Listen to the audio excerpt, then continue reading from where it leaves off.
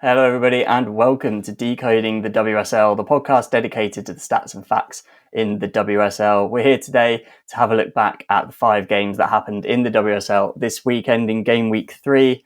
And I've got 2 fantastic guests on with me today. First up is someone who last time he was on was almost gloating about the fact that he was actually on after a Spurs win, but that's not happened this week, has it, Jacob? No, it hasn't. It's been a humbling weekend as we lost 5-1 to City, but we will get into that, sadly. Yeah, well, sadly for you anyway. Maybe not for the City fans. But alongside myself and Jacob today, we've got a man that's returning to the pod. It's a resident Arsenal expert, I guess, from the Gooner Fanzine. It's Freddie Cardy. Hi, Sam. Yeah, I'll take expert. Thank you. I mean, you literally do stuff for Gooner Fanzine. It's if you're not an expert, I don't know who is. Yeah, like I said, we're going to be looking over the football that happened in the weekend just gone, doing a review of the WSL. But before we get into it, just want to acknowledge the very sad Matt Beard, 47, that came out this weekend. I never personally had the privilege of speaking to him, but from all of the tributes that I've seen or heard online, it seems like it certainly was a privilege to speak to him. He was obviously most recently manager at Burnley, but also managed quite a lot in the WSL at Chelsea, West Ham, and most recently Liverpool, and was very integral to the state of women's football as it is now, and not just on the pitch, but off the pitch as well. And a lot of the words and things that I've seen about him have been very much focused around his personality, which is really nice to see. And he's obviously going to be very sorely missed. Freddie, I know you wanted to say a few words about him as well. Yeah, it was. I just want to sort of mention I think how in terms of interacting with him actually, and sort of the people who've sort of covered the WSL women's football a lot longer than I have, and I just want to mention some of my colleagues in the media yesterday who I know found it really, really difficult. Sort of going to the game, a lot of the sort of the press pack, if you like, were at the Manchester United game, working with myself, and I think they could have quite easily have not gone and would have rather not gone almost, but went and worked diligently as ever and were able to sort of help pay tribute to Matt and remember his memory. There's been some lovely pieces written. Mark Skinner sort of came around and gave every member of the press a hug after his press conference. He was clearly emotional as well. So, yeah, it's been a tough old weekend and just someone who should be remembered for all the right reasons in Matt Beard. So, yeah, just wanted to shout out. Well, you could shout at so many people here, but I thought Mark Skinner in particular was a real class act yesterday, and just a mention for all of those journalists who've had a really tough couple of days. Yeah, I think a lot of people that will have worked with Matt Beard more closely will be finding this very difficult. But yeah, our condolences from everyone here at Decoding the WSL with Matt Beard's friends and family in this troubled time. But let's get on to the football that happened this weekend and sort of celebrate what we can do around it. So a little review of the weekend's games. London City Lionesses are finally roaring after getting their first win of the season, 2-1 away at Everton. Then also on Friday night, Man City swept aside Spurs with a 6-goal thriller. Villa versus Liverpool was postponed, obviously, following the sad passing of Matt Beard. However, the other 3 games still went ahead on Sunday. The Seagulls soared to a 4-1 victory and in the process sent the Hammers down to the bottom of the WSL. You wouldn't think a Carpenter and a Beaver would work well together, but they certainly are for Chelsea, as Aggie's third of the season was the only goal against Leicester.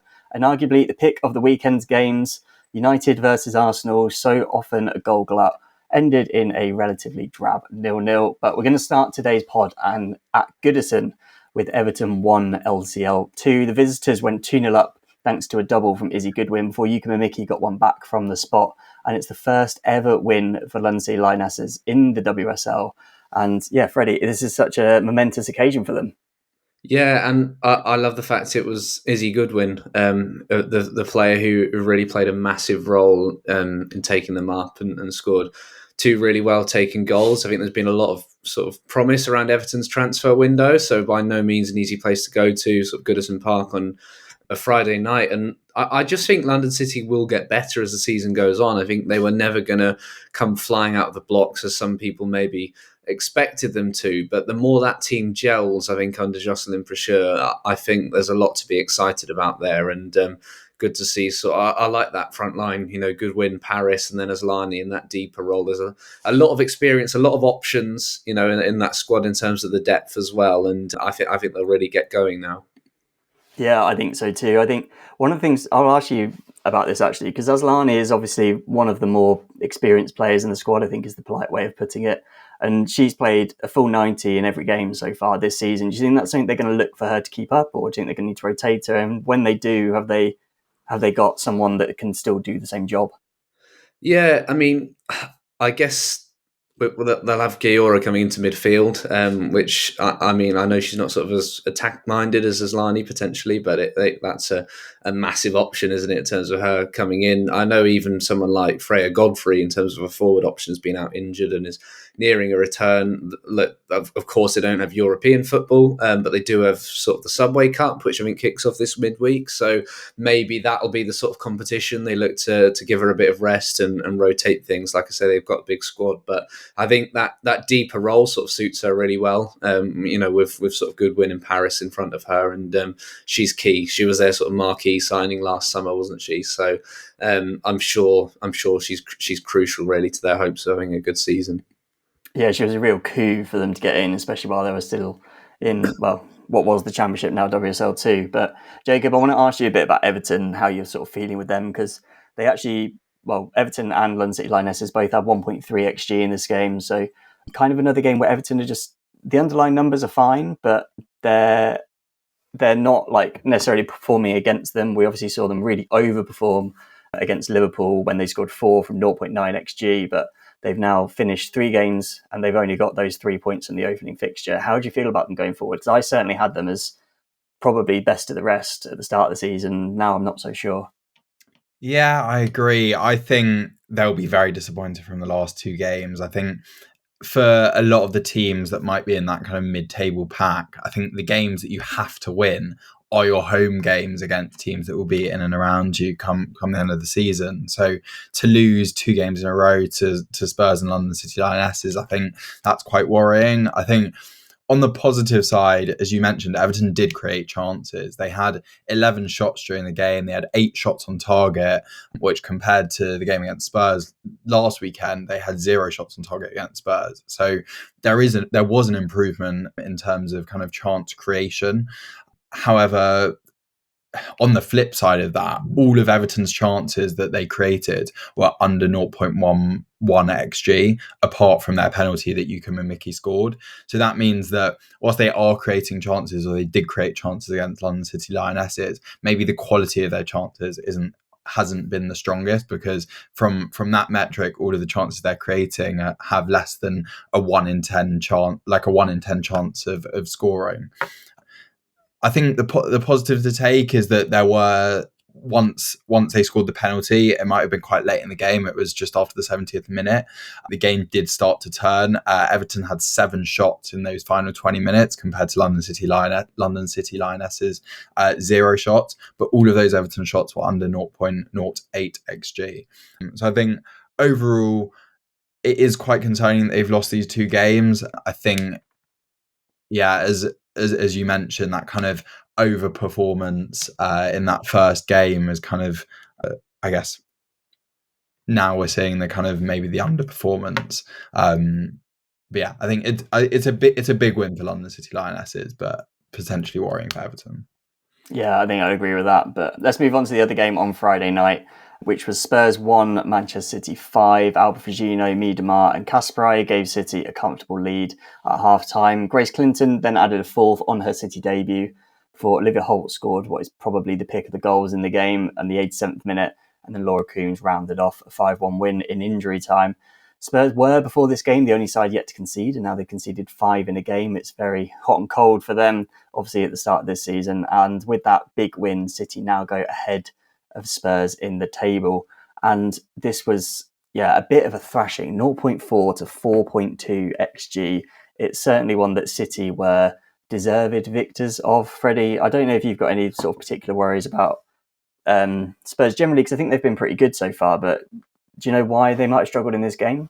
I think defensively they were just really poor. I think the decision making, I've only been able to sort of catch the highlights for this game. I was out on Friday night, wasn't able to watch the full thing, but the manner of the goals they concede, will be really frustrating. I think all of them, they'll look at and think, where could we have won the individual battles here? I mean, even Grace Clinton's, you can maybe look at the goalkeeper a little bit more in terms of saving it. So, worrying for them on that front, to be honest. And it's just hard to know what Spurs' ambitions are, really, because there's always a lot of talk about them sort of pushing on. We thought they had that breakthrough under Robert Villahammer. He wasn't able to back it up last season, and they're just a little bit stuck at the moment, Spurs. It's a sort of an aging team, and it's a big season for them, I think, and Martin Ho's got a lot of work on his hands.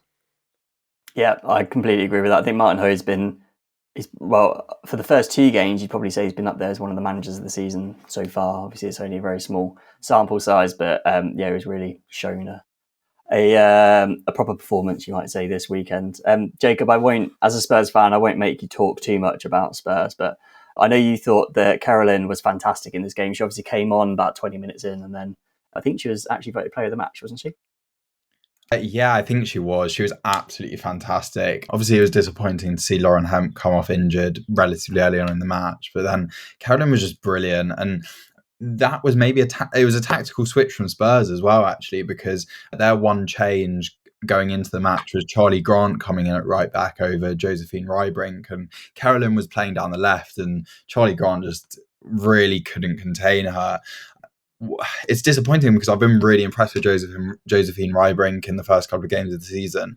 So it was probably more out of rotation that they changed it rather than first or second choice. But yeah, Carolyn honestly ran the game. She had 9 shot creating actions, which was the most in the game, 5 progressive carries, which was the most in the game, 4 successful take-ons, which was the most in the game. She had 0.7 XG, which was the second most after Bunny Shaw. She had 2 shots, and she had, when I looked on FB Ref, it said she had 1 assist, which was for the Grace Clinton goal. But she did also technically create the chance for the Kasparai third goal. I'm not sure if that went down as an official assist because it took a deflection. But it just shows she honestly ran the game. And I think on a day where you have Bunny Shaw underperforming with 1.5 XG, obviously I think there were 3 key chances that Bunny Shaw had. There was obviously the missed penalty in the second half, saved by Lisa Kopp. And then there were 2 other big chances of Bunny Shaw. There was a chance from close range in the first half, and then she hit the bar with a header in the second half. So on a day where Bunny Shaw's underperforming, I think it's amazing from City's perspective that they still managed to score 5 goals. I think from a Spurs perspective, it's important to just stay a bit level-headed after this. I think it's quite humbling after obviously 2 really good results in the first 2 game weeks, and I think it just sadly shows the disparity between the top teams and the rest. I think from Spurs' perspective, it's just important to look forward to the next 2 games. We've got Leicester and Brighton in our next 2, which are, Leicester especially, I think there's a big opportunity there to get a win, and Brighton, you could get a result there, and then you're suddenly looking 5 games into the season. And if your only loss is against City, then I think it's been a very positive start to the season. So from a Spurs perspective, that's what I'd look for. I think the most concerning thing, even though we've had 2 wins, is probably chance creation, because our chance creation in the Everton game was fantastic. We looked really, really strong, but in both the West Ham game and the City game, our chance creation was really lacking. In the West Ham game, we had 0.27 non-pen XG. So obviously we won 1-0, and that was Beth England's penalty, but outside of that, we didn't create much. And against City, we only had 0.4 XG. We only had 2 shots before the 78th minute. And by the 78th minute, we had a couple of shots from the 78th to the 90th, but the game was gone. And also 2 of Spurs' 4 goals have been incredibly low XG goals. Obviously, Katinka Hamburg's goal last weekend was 0.02 XG. And then Olivia Holt's one this weekend was 0.05 XG. So, yeah, I think if Spurs can kind of get their chance creation consistent, then that will be a positive going forward. Yeah, and I think, like you say, sort of if the game that you're going to lose is against City, it's not necessarily your battle. Like beating the sort of rest of the bottom 8 teams is very much what you're aiming for. If you end up losing to the likes of City, United, Arsenal, Chelsea, but beat the rest of the teams, you'd probably take that by the end of the season. Let's move on to Sunday's games. First one we're going to go to is Brighton 4, West Ham 1. this one midday on Sunday. King Shemik was back, but couldn't keep a clean sheet for the Hammers. Hayes, Seiki, Kafaji and Odeslagers getting the goals for the home side, with Vivasey scoring from the spot for West Ham. Freddie, I know you said that you sort of caught up with this one as well, but I think that Rose Kafaji might have scored the best goal of the weekend. Yeah, there's it was quite ironic. I mean, I know Arsenal's squad is sort of packed to the brim, but on a day where Arsenal was struggling to create chances, I think Rosa Kafaji doing that maybe would have got a couple of conversations going. It's good to see. It's exactly the sort of thing that she promised, and we know she can do as Arsenal fans. And yeah, cracking goals, cutting in, and Michelle Agyemang as well. From the highlights I've seen, had a really good game. So put herself about. Really should have scored early on as well, where Shemik made that sort of double save on the line. So yeah, excited about Kafaji. I think Arsenal seem to really like Brighton as a club for these loan players, and I think that the style of football they play, they play that back four. It's almost the same formation as Arsenal play. And there's a lot to like about that front line. Rosa Kafaji, Frank Kirby, Kiko Seiki and Michelle Agyemang. I think they're going to cause a lot of teams problems because it's not easy to go and beat West Ham like that. They can be a tough nut to crack. Yeah, the only side that I think will do all right against that is going to be when they play Arsenal and Kafaji and Agyemang aren't allowed to play. I think any other side are probably going to be worried facing against those. But Brighton have got their first win of the season in this one. West Ham's still looking for theirs. They lost the game on XG, although did complete more passes than Brighton, if that's any sort of remote consideration. Jacob, West Ham are now 12th. Rock bottom, 0 points, a -8 goal difference after 3 games, and they face Chelsea next of all teams. How do you think they're going to fare this season? I think it's really hard. It's really hard to know. I think the first 3 games have been very disappointing from a West Ham point of view. They've had 3 losses from 3. They're the only team that have lost all 3. Liverpool also haven't won, but Liverpool also on 0 points, but obviously they didn't play this weekend. So I think it is disappointing from a West Ham point of view. I said this on the pod last week, but we're used to West Ham's strength in attack, especially like last season. West Ham was synonymous with their strong attack, and I think this season in the first few games it's been really disappointing. They've only scored 2 goals, and those 2 goals have been a Van Domselaar own goal against Arsenal, and then a penalty from Asai. So that maybe shows their lack of clinicality at the start of this season. I think although Brighton did win the game on XG as well as the actual game, I think West Ham did concede two of the, Brighton's goals, the Kafaji goal and the Odeslagers goal, were very low XG and very low probability of going in. They were quality goals. I think one of them was 0.03 XG and one of them was 0.05. So that's a big overperformance from Brighton on those 2 shots. And I think Brighton's XG is cancelled out by the fact that Michelle Agyemang had a 0.81 XG chance that was saved by King Shemik, and there was a double chance there as well. So I think, yes, it is concerning from a West Ham point of view, especially considering they've got Chelsea next. And suddenly if you go 4 losses in a row, that's then like the first few games that aren't strong from a West Ham point of view. But then looking at their fixtures after that, they've got Aston Villa and London City Lionesses. So hopefully that presents an opportunity for them to turn the tide.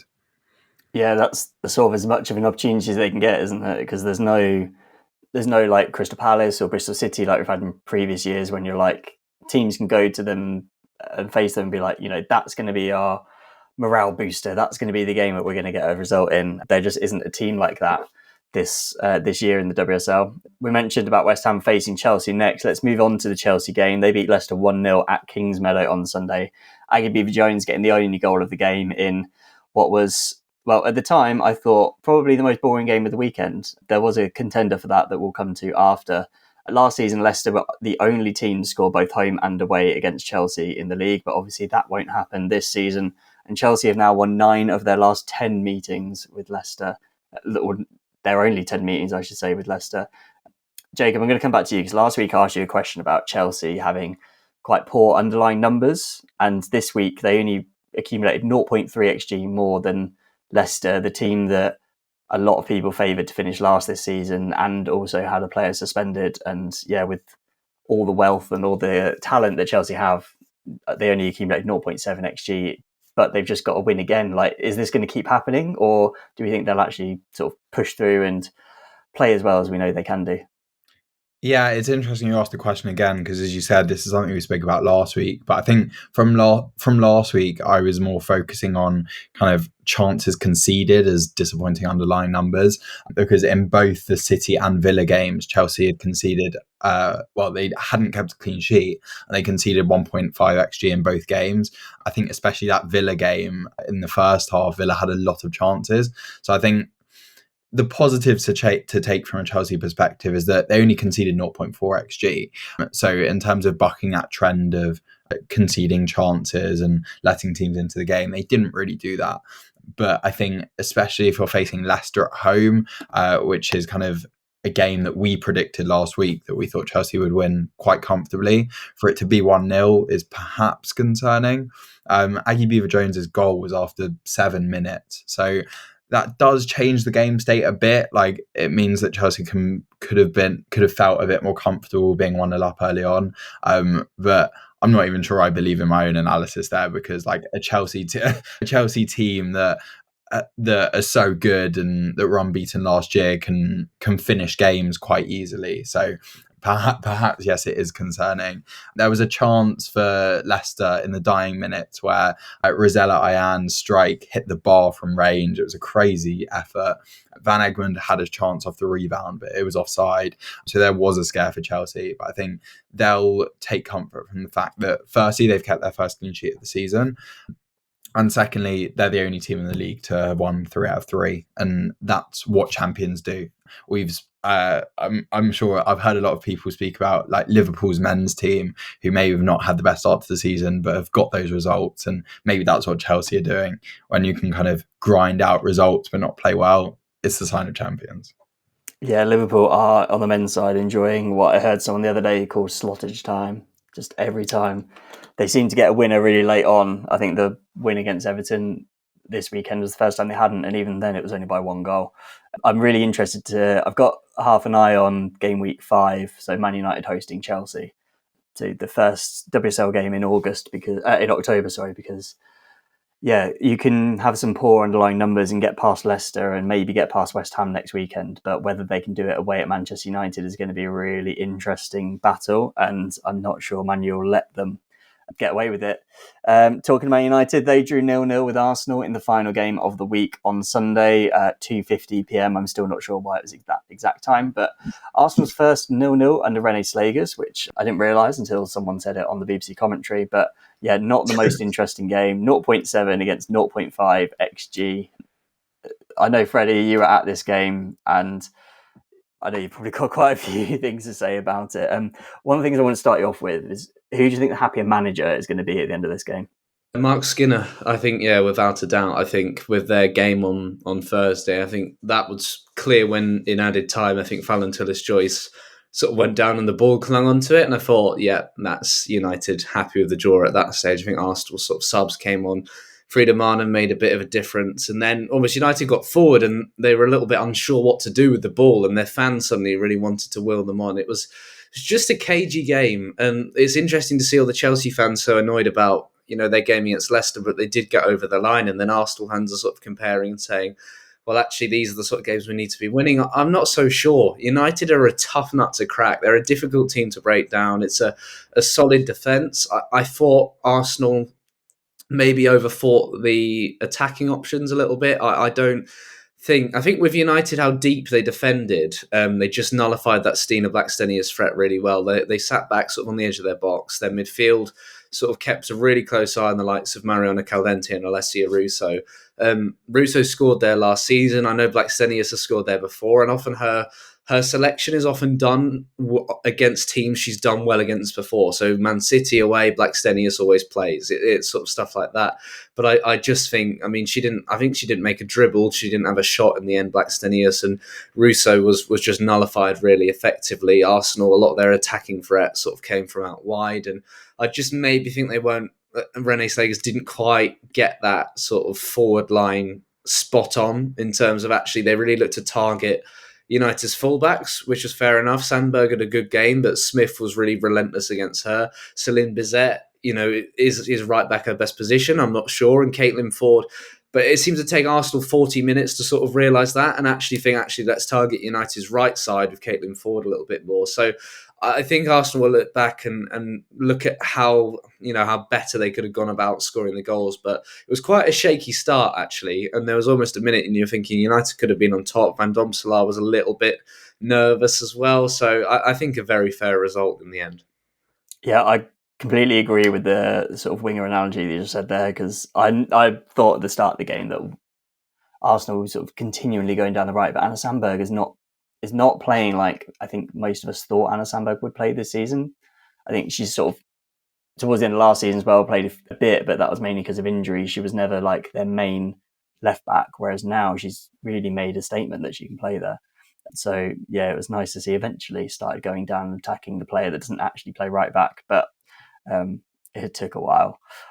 Let's move on to talk a bit about aerial fantasy. This isn't going to be quite as much of a section as we normally do, not just because Izzy isn't here, but also partly because there wasn't that much to talk about in aerial fantasy. We will give a shout out to the Sister Schlegers, the team of Jay, who is now on their own number one in the Decoding the WSL League. They are first with 203 points. The best team in game week 3 in the Decoding the WSL League was Joe Chappell's team, Walshing on Broken Glass, who got 55 points and has moved up to 85th in the rankings. But yeah, you can see with 65 points being the best team, there really wasn't that much to talk about this week. Some of the stats that I've got over from Izzy was that only 6 Visionaries got 6 or more points this week, which is really low. And there were only, in the whole of Aerial Fantasy, there were only 14 players that got 7 or more points. So if you have a look around any leagues that you're in, you might notice that most people don't have that many points. It's pretty normal to see at least a few teams, like, when you go on it and you can see like the highest scoring team in the world.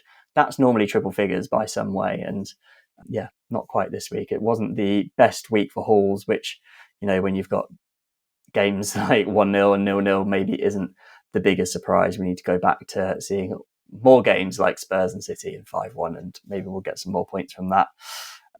The other thing I just wanted to mention as well is that the FCA's, the Football Content Awards, put out their nominations today, and I can confirm that Aerial Fantasy has been nominated as Best Fantasy Game, which is fantastic to see. I know not just Izzy, but the rest of the team at Aerial Fantasy put in a lot of work to make it the game it is, and obviously they've basically started from scratch, and yeah, they've really taken it in a direction that I think a lot of us wanted to happen, didn't necessarily expect to happen in the women's game. The WSL don't necessarily do it themselves. This is a completely independent thing, and they do it really well. It's a really professional app. It's just every bit as good as FPL, which I've used for many years. And obviously it's a much smaller team working on a much smaller budget, but do just as good a job. So yeah, I want to say big, very well done to them. We're going to move on to our game, which is Know Your Stat. So Jacob and Freddie against each other this week. If you're new here, Know Your Stat is essentially a game of categories. I'm going to give Jacob and Freddie 3 different categories, and they're going to take it in turns, naming answers from those categories. Each category is a round. Whoever wins 2 rounds or even 3 takes the game.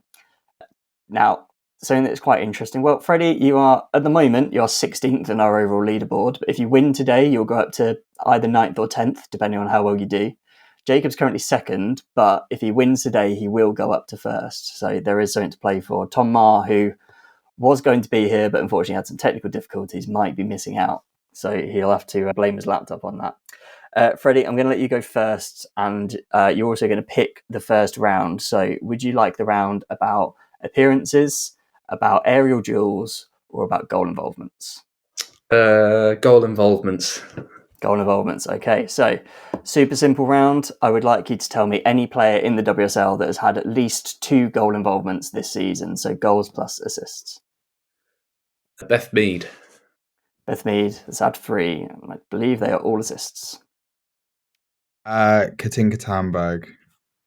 Katinka Tamberg has had 2, correct? Goodness me. Coming from the Arsenal perspective. Olivia Smith. Olivia Smith is correct with 2. I'd recommend writing them down if you're not already, Freddie. Oh, yeah. I was wondering why Jacob had the pen out. He's a seasoned pro. Alessia Russo. Top of the league with 4. Stina Blackstenius. Stina Blackstenius also has 2. Aggie Beaver-Jones. Aggie Beaver-Jones has 3, all goals. Ellie Carpenter. Ellie Carpenter is an incorrect answer, unfortunately. Oh. She's only had 1. So that means Jacob does still need to give me a correct answer to take the round. Melvie Mallard. Melvie Mallard, of course, 4 goals, top goal scorer in the league, is a correct answer. So Jacob takes round 1. Some of the answers that you could have had were Albert Frigino, Beth England, Elizabeth Turland, Ella Toon, Fran Kirby, Frida Marnham. One that I was sure that someone was going to get was Isabel Goodwin. Jade Riviere, Jess Park, Bunny Shaw, Kosovoros Lani, obviously from the spot, Mila Tissier, Maz Pacheco getting 2 assists in 1 game, Nikita Paris, Vignola with the opening day hat-trick, and then Rosa Kafaji as well, getting a goal and an assist this weekend. So Jacob takes round 1, on to round 2. Jacob, do you want the one about appearances or about aerial duels? Let's go appearances. Appearances. So I would like you to tell me any of the 38 players that have made at least 2 appearances off the bench in the WSL this season. There are I think there's 7 players that have made 3, and then 31 players that have made 2. Olivia Holt. Olivia Holt. Where is she on my list?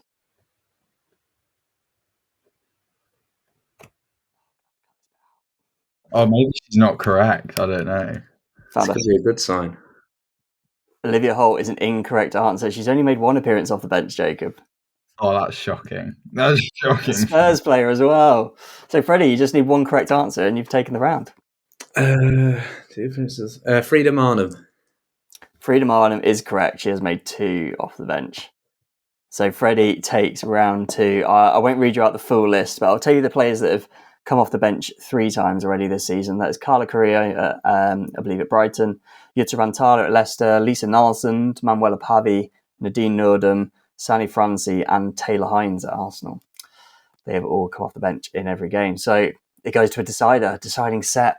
This one is all about aerial duels. Freddie, you're going to go first. I would like you to tell me any of the 46 players that have contested more than 5 aerial duels this season. So they don't necessarily need to have won any, but they just need to have contested more than 5. Let's go Millie Bright.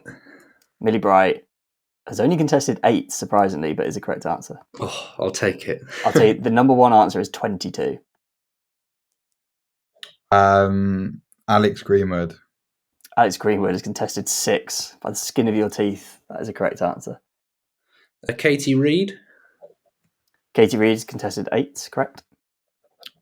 Claire Hunt. Claire Hunt is second most in the league with 15. Melvin Mallard had a few yesterday. Yeah, Melvin Mallard did. She is a correct answer. Toka Koga. Toka Koga is unfortunately an incorrect answer, Jacob. She has contested 4. So that means Freddie takes the round and Freddie takes the match. 3-2 in that game and 2-1 overall. Well done, Freddie. Freddie, that's your first Know Your Stat win. Yeah, I'll take that because that was a poor first round as well. So yeah, I'm pleased with that. Very well. And to be fair, you've now got, a 50% win rate, which is, pretty good for Know Your Stat. And Jacob, you're the same, 50% win rate, but that does mean you stay second in the leaderboard. Sorry, I was expecting you to say something there. Oh, sorry. I'll cut that bit out. Yeah, no, that's disappointing. That's two rounds bottled at the end, but well done, Freddie. Yeah, well done, Freddie. And thank you, listener, for joining us today for Decoding the WSL. Don't forget to come and join the Decoding the WSL League. Use the code Stats and Facts if you haven't already. We are going to put a cap on when you can join the league as well. So if you join after, I think probably the international break, then you won't be eligible to join in. But yeah, get yourself in the league if you're not already. And something else that is really exciting that we're doing, as well as giving away a prize for whoever wins Decode the WSL League, we are giving away a copy of Football Manager. So if you haven't already heard, Football Manager is introducing women's football into the game for the first time this season. I've been lucky to be one of the researchers in that. So I've done a lot of work with the Arsenal team. I know Jacob has as well, with the Spurs side of it as well. So yeah, if you're looking forward to that, head over to our Instagram at Decoding the WSL to get involved, because there is a post on there. Follow us, like the post, and tag your friends in the comments to enter. Each comment is an entry. We're also going to be giving away another copy via YouTube in a few weeks' time, so make sure you listen or watch the pod to be within chance of winning that. But other than that, thank you very much, listener, for joining us. Thank you, Freddie, and thank you, Jacob, for a pretty quick review, I think, this week, which probably goes some way to show what the matches were like this week. But that is what it is. We'll move on to our Game Week 4 preview that will be coming out tomorrow. That'll be in your ears, and we'll see you then.